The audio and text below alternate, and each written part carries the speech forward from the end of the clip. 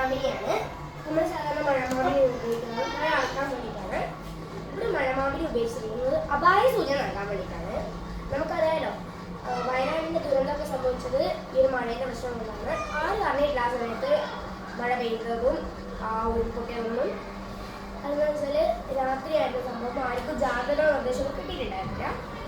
അപ്പോൾ അങ്ങോട്ടൊന്നും നടക്കാൻ വേണ്ടിയിട്ടാണ് നമ്മൾ ഈ ഒരു സ്ഥലങ്ങൾ സെറ്റ് ചെയ്തിരിക്കുന്നത്. അപ്പോൾ 6.5 മില്ലിമീറ്ററിൽ കൂടുന്ന മഴ പെയ്യുന്ന സമയത്ത് ആ വെള്ളവും ഈ വയറും ടച്ചാണ്. ആ സമയത്ത് ഓട്ടോമാറ്റിക്കലി സെൻസർ പ്രവർത്തിക്കും. ആ സമയത്ത് വീട്ടിനുള്ളിൽ വെച്ചിട്ടുള്ള അലാറം പ്രവർത്തിക്കാൻ തുടങ്ങും.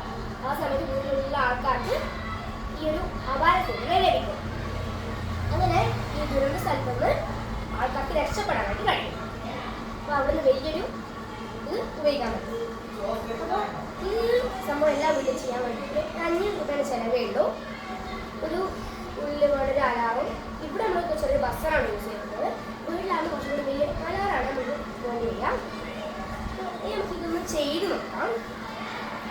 വെള്ളം കൊടുക്കുന്നുണ്ട്. മഴ പെയ്യുന്ന സമയത്ത് 6.5 മില്ലിമീറ്ററാണ് വെള്ളം വരുന്നത്.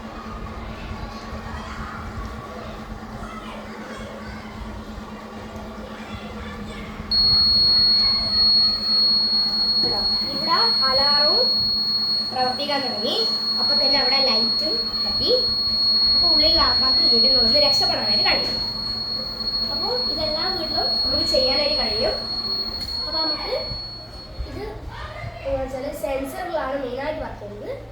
ഈ വെള്ളം ഇതിലേക്ക് വയർ രക്ഷാകുമ്പോൾ കൊണ്ടുവരും. ഇതെല്ലാ വീട്ടിലും മലമുകളിലുള്ള വീട്ടിലൊക്കെ ഇത് ചെയ്ത് കഴിഞ്ഞാൽ നല്ലതായിരിക്കും.